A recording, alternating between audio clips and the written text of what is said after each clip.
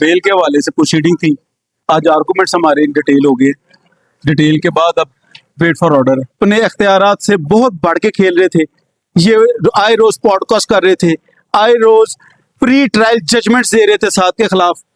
एक बंदा जो 15 साल से 10 साल से यूट्यूब पे काम कर रहा है, उसकी लीगल इनकम उसके पास आ रही है, टैक्स डिडक्शन के बाद आ रही है, आप कैसे सेग्रीगेट करेंगे उसको? सर पेशी थी, क्या कहना चाहेंगे? आज देखें, जैसे आप तमाम दोस्तों के इल्म में है कि पोस्ट बेल हमने फाइल की थी 7 की, तो आज उस बेल के हवाले से प्रोसीडिंग थी, आज आर्गूमेंट्स हमारे इन डिटेल हो गए। डिटेल के बाद अब वेट फॉर ऑर्डर है। सर आर्गुमेंट्स क्या होंगे? आर्गूमेंट्स भजन होपफुली मेरा ख्याल है शायद आप दोस्त भी कोर्ट में मौजूद थे। सर हमें तो सर आज हमें नहीं, आपको बाइट निकाल दिया हमें। वेरी अनफॉर्चुनेट, ये गलत हुआ है क्योंकि कोर्ट में तो कोई भी खड़ा हो सकता है।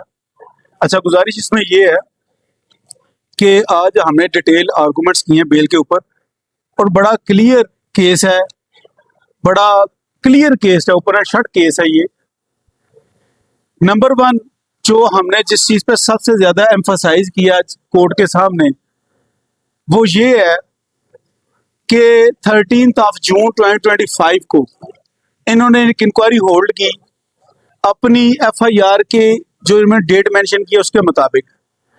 उसके बाद 17 अगस्त 2025 को इन्होंने FIR लॉन्च कर दी। अब FIR की स्टोरी तो जैसे आप सबके इल्म में, आपके सामीन के इल्म में भी है, मैं इन डिटेल नहीं जाऊंगा, लेकिन सिर्फ इतनी बात करूंगा। वो एलिगेशन ये है कि साद ने मुबैना तौर पर कुछ इलीगल और बैंड, मैं दोबारा वर्ड यूज करूंगा, इलीगल और बैंड जो एप्स हैं उनको उसने प्रमोट करके उसने क्राइम किया।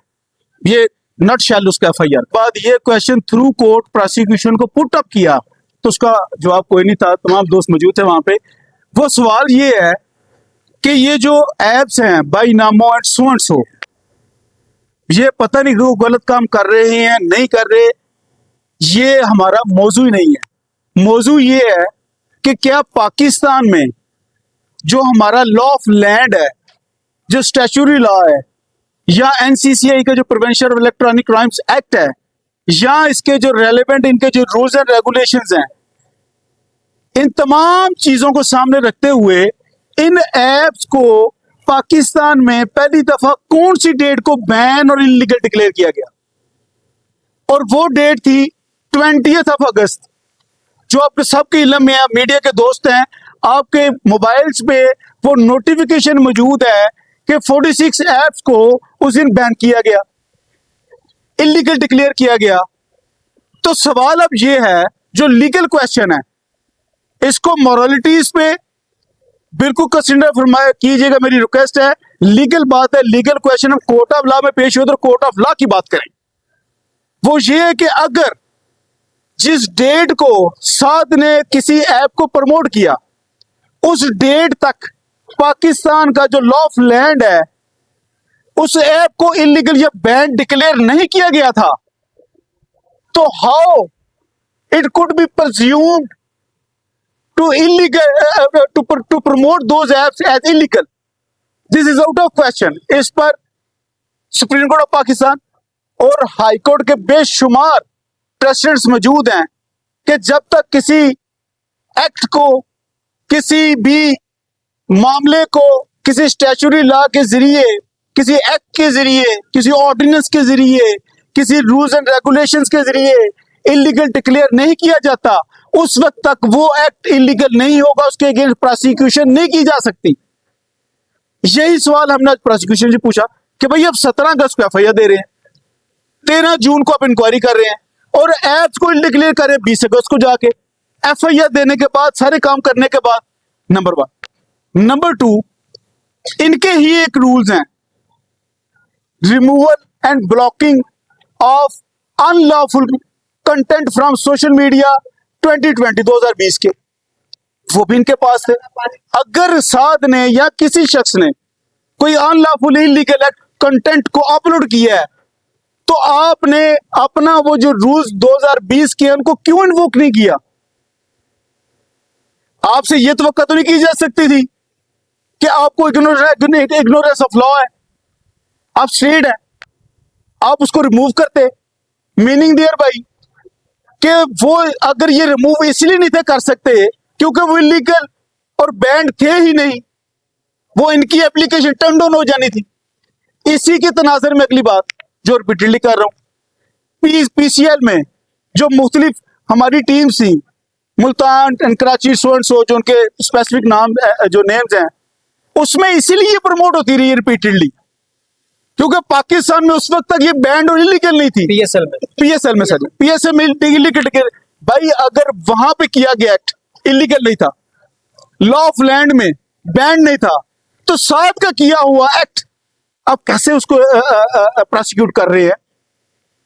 ये सिर्फ और सिर्फ एक एप्रिसिएशन के लिए, सोशल मीडिया के जो दोस्त हैं उनको माजरत से वर्ड यूज करूंगा नकेल डालने के लिए और उनके अगेंस्ट एक क्रैकडाउन जारी करने के लिए ये एक एग्जाम्पलरी केस बनाने की एक मिजरेबल कोशिश की जा रही है।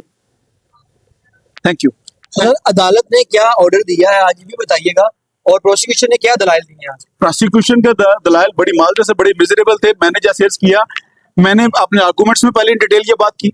जब प्रोसिक्यूशन आर्गूमेंट किए तो मैंने ऑनरेबल कोर्ट को रिक्वेस्ट की कि सर इनसे पूछें कि ये कौन सी डेट को इलीगल डिक्लेयर हुए ये बाय नाम एंड सो, और इसका कोई जवाब नहीं था।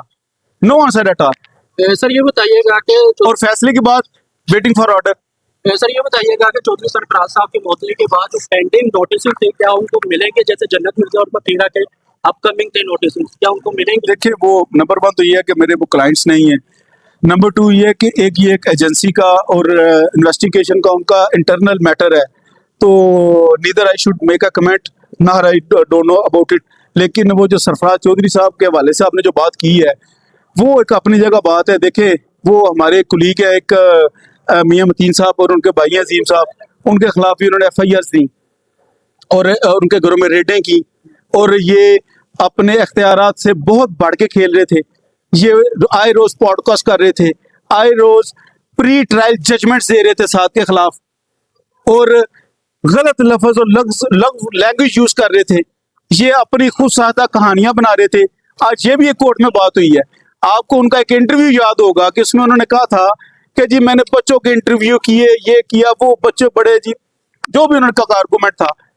ये भी जो इनके रूल्स हैं पीका के, वो रूल्स में जो इनका शेड्यूल 4 है, जो FIR से पहले इंक्वायरी होती है, उसमें शेड्यूल 4 में ये बाउंड डाउन है कि तमाम विटनेसेस के, विक्टिम्स के इंटरव्यूज लेने के बाद उसको इनकॉर्पोरेट करें इन राइटिंग।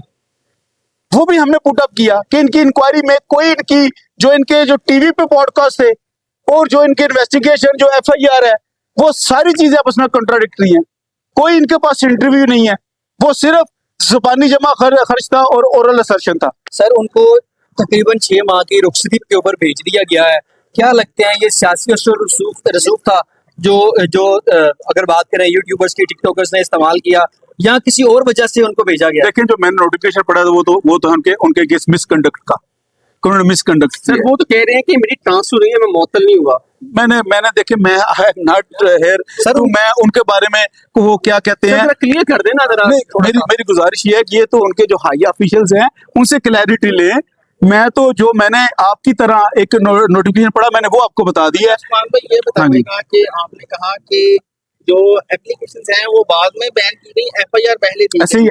लेकिन आप ये तो एक्सेप्ट कर रहे हैं कि उससे पहले साथ ने जो प्रमोशंस की है वो मोरालिटी की बुनियाद पर वो दुरुस्त नहीं है। देखिए, मैं I am here to represent the sore. Let me complete भाई।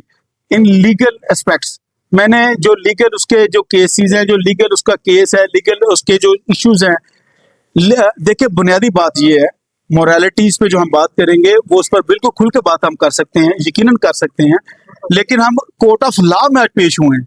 कोर्ट ऑफ लॉ में लॉ की बात हो रही है, वही हमें करनी भी चाहिए। मेरी गुजारिश इसमें ये है कि बड़ी रिपीटेडली कि अगर कोई काम, कोई एक्ट लॉ ऑफ लैंड उसको इलीगल डिक्लेयर नहीं कर जाता किसी एक्ट में, वो उस एक्ट के अगेंस्ट प्रोसिक्यूशन नहीं की जा सकती। ये सेटल्ड प्रिंसिपल है। सर मेरा चांसेस है कि यहाँ से बेल अलाउ हो जाएगी। देखिए, जो केस की सिचुएशन है, जो फैक्ट्स हैं, जो लीगल इसके एस्पेक्ट्स हैं, we are not hopeful but we believe कि बेल होनी चाहिए। लेकिन मैं गुजारिश करूंगा कि जिस तरह रिमांड की प्रोसीडिंग होती रही है इसी कोर्ट में, तो इसलिए अगर हमें रिलीफ नहीं मिलता तो हमारे पास एपलेट कोर्ट्स, फर्दर कोर्ट्स मौजूद हैं। इसलिए जो रिमांड में सिचुएशन रही है उस वजह से हमें एप्रीहेंशन है कि शायद ये जो लीगल एस्पेक्ट्स है इनको शायद प्रॉपरली कंसीडर ना किया। यानी आप ज्यादा प्रोबेबली लग रहे हैं। नहीं, मैं अपने कानून को, अपने फैक्ट्स को और जो चीजें हमने, जो केस के फैक्ट्स हैं, जो इस हवाले से लॉ का क्लियर है, उस हवाले से वी बिलीव कि ये बेल 100% बेल का केस है ये, और बेल होनी चाहिए। बार बार रिपीटेड कर रहा हूँ। अच्छा, इनको उसमें सारे उन्होंने आर्गूमेंट्स किए हैं, एक ही रिकवरी की बात कर रहे हैं वो $3,26,400 की। सर अब मैं उसमें लेट मी कंप्लीट, $3,26,400 की सीज की हैं, वो ही हमने अपने कोर्ट के सामने ओपन क्वेश्चन पुट किया है कि आप कैसे प्रूव कर रहे हैं कि एक बंदा जो 15 साल से 10 साल से यूट्यूब पे काम कर रहा है, उसकी लीगल इनकम का उसके पास आ रही है, टैक्स डिडक्शंस के बाद आ रही है, आप कैसे सेग्रीगेट करेंगे उसको? सर इसलिए वो पे इनके पास, मैं लेट मी सिर्फ एक आखिरी बात जरूरी है कि देखिए FIR सिर्फ एक पेपर होता है एलिगेशंस का, उस एलिगेशन को कोरैबोरेट तो करना है ना किसी डॉक्यूमेंट्री एविडेंस से। इनके पास कोई विक्टिम नहीं है, कोई स्टेटमेंट नहीं है, कोई एविडेंस नहीं है, कोई डॉक्यूमेंट्री एविडेंस नहीं है। सर आपको सर रिमांड में भी वो एक ही बात कर करके 22 दिन का रिमांड लेंगे। ऐसा नहीं लगता कि शायद यहाँ से बेल कैंसिल हो जाए? मैं अर्ज करता हूँ, देखें अगर ये जो आपका जो एप्रीहेंशन है वो यकीनी तौर पर हमें भी है, लेकिन मैं गुजारिश करता हूँ कि हम चूंकि स्टूडेंट ऑफ लॉ हैं तो हमें ये अदालत, कानून ये चीज़ का इजाज़त देता है और हमें रास्ता देता है कि हम किसी भी कोर्ट डिसीजन को अपर कोर्ट में जाके चैलेंज भी करेंगे और उसको इंशाल्लाह वहां पे अपना रिलीफ सीख भी करेंगे अगर यहाँ से बेल वो डिसमिस करते हैं। उस्मान भाई, आखिरी क्वेश्चन है, आपको एक जिमनी रिपोर्ट दिखाई थी NCCA के अफसर ने, वो बताइएगा। उसमें तो मैंने जब पढ़ रहा था उसमें तो करोड़ों की बातें लिखी थी, 16 करोड़, 30 करोड़, फिर 18 करोड़, वो चीजें बताइएगा। देखें क्वेश्चन नहीं सर, और टोटल टकी भाई से कितनी रिकवरी हुई है ये जरा क्लियर कर दें। देखें, गुजारिश है, रिकवरी जो आज उन्होंने, उनके प्रोसिक्यूशन ने जो आर्गूमेंट्स किए हैं, मैं उसी आर्गूमेंट्स का हवाला दूंगा आपको, क्योंकि बेसिकली ये कि सेटल्ड बात है। जो जिमनीज होती हैं, पुलिस डायरीज होती हैं, those are prorogative documents under section 172 CRPC, वो प्रोरोगेटिव डॉक्यूमेंट्स होते हैं, जिमनीज डायरीज होती है पुलिस की। जो आर्गूमेंट्स का मैं हवाला दूंगा, आर्गूमेंट्स में उन्होंने बार बार $3,26,400 की ही बात की है कि जी वो हमने सीज की है। इसके अलावा उन्होंने कोई रिकवरी की बात नहीं की। जो रूमर्स फैल रही हैं वो गलत है क्या? कोई स्पेशल ट्रीटमेंट नहीं है, इसके साथ इनमेट्स हैं, खाना पीना जो बाकी खाते हैं वही एक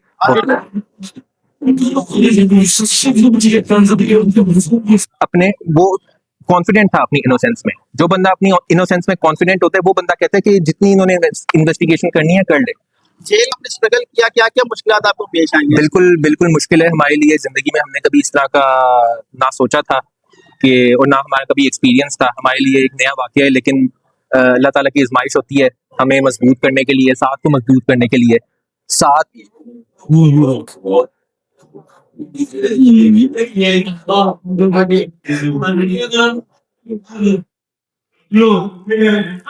जी ज़िया भाई, बताइएगा आज 7 की बेल की क्या आर्गुमेंट हुए, क्या आप मुतमईन अब तक जो प्रोसीडिंग हुई है? जो आर्ग्यूमेंट्स कोर्ट में हुए हैं उस हिसाब से तो मैं काफी मुतमईन हूँ, क्योंकि वो बहुत स्ट्रॉन्ग आर्ग्यूमेंट्स थे। आपने उस्मान साहब का इंटरव्यू देखा ही होगा, आप लोग वहाँ मौजूद होते तो आप लोग भी बेहतर सुन पाते। हम वहाँ क्यों हमें वहाँ से निकाल दिया जी जी जी, वो मेरे इल्म में है। वो शायद उसकी वजह ये भी हो सकती है कि आप लोग सहाफ़ी हैं, आप लोग आर्ग्यूमेंट सुनते अगर, तो शायद आप लोग भी अंडरस्टैंड करते कि क्या हमने मेजर पॉइंट्स हमने वहाँ पे डिस्कस किए हैं।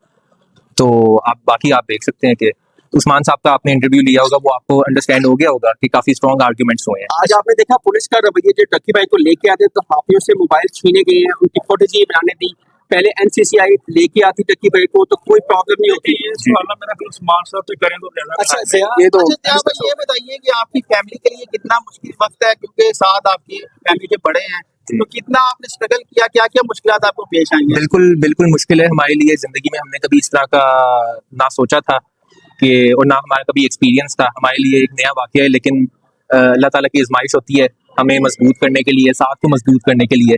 साद में बहुत ज़्यादा सब्र है, साद में बहुत ज़्यादा सब्र है। उसने मुकम्मल ताउन किया है इदारों का, और उसके साथ साथ आपने देखा होगा उसने कोर्ट में भी फिजिकल रिमांड के दौरान इसने स्टेटमेंट दी थी कि ये अपनी इन्वेस्टिगेशन पूरी कर लें। ये क्या कि वो ये statement साथ की मर्जी से? साथ की अपनी मर्जी से थे, साथ की अपनी मर्जी से थे। मेरी मुलाकात हुई थी साथ के साथ, और साथ क्योंकि अपने वो कॉन्फिडेंट था अपनी इनोसेंस में। जो बंदा अपनी इनोसेंस में कॉन्फिडेंट होता है वो बंदा कहता है कि जितनी इन्होंने इन्वेस्टिगेशन करनी है कर ले।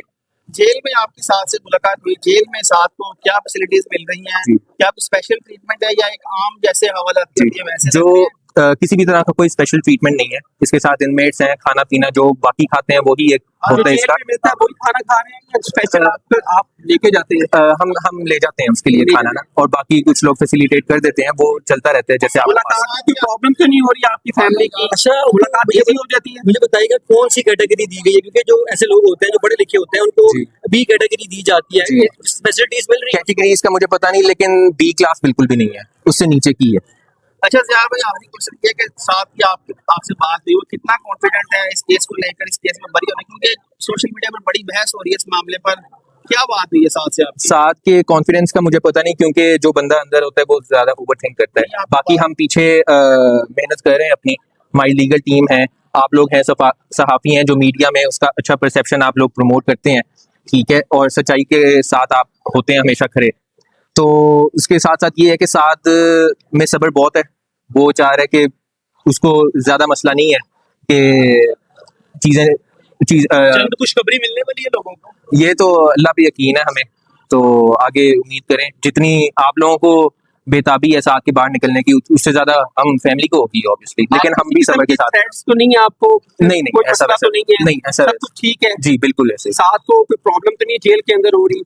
नहीं ऐसा नहीं, आपकी? मेरी बात हुई है, लेकिन हम हाल चाल के बारे में बात करते हैं और उसके बाद जो मेजर अच्छा, हमें एक और चीज बताइए, जब वो एनसीसीआई के पास थे तो उनकी जो हालत थी वो कदरे खराब रहती थी, तो आंखें जो उनकी स्वेल हुई थी, लेकिन आज जो है हमने देखा वो क्लीन शेप थे और उनकी जी। हालत भी काफी बेहतर थी। जी। तो आपको लगता है कि जेल में जो है अच्छा ट्रीटमेंट दिया जा रहा है? ये हो सकता है, मतलब कि जब वो फिजिकल रिमांड के दौरान वहाँ हालात और होते हैं, जब जेल आ जाता है, जुडिशियल हो जाता है, तो उसके बाद हालात और होते हैं, तो सफाई का निज़ाम अदल बदल होता रहता है जहाँ जाता है, तो यही है। अच्छा, मुझे ये भी बताइएगा, एनसीसीआई में आप उनसे मिलने भी गए होंगे, जी, तो जी। एनसीसीआई में किस तरह रखा गया उन्हें? वो हमारी तो जिस तरह रखा गया वो देखें, वहाँ कोई रहना पसंद नहीं करेगा, ठीक है, ये सब आप लोग भी जानते हैं ना, मैं रहना पसंद करूंगा, तो वहाँ ये आंखें सूजना, शक्ल ऐसे बिखरी होना, ये चीजें नॉर्मल है वहाँ। अच्छा ज़ियाद, ये बताइएगा कि आपको क्या लगता है कि ये जो आपके फैमिली के खिलाफ एकदम से क्रैकडाउन शुरू हुआ है, आपकी जो भाभी हैं उनके खिलाफ भी, आपके भाई के खिलाफ भी, किसके कहने पर और कौन है इसके पीछे? इसका मेरे इल्म में मेरे इल्म में ये बात नहीं। इदारों पे यकीन है आपको? अदालतों पे बिल्कुल यकीन है, हमारे इतने लीगल टीम पे यकीन है, लेकिन सबसे ज्यादा हमें अल्लाह पे। उसके अलावा thank you so much. Ayo,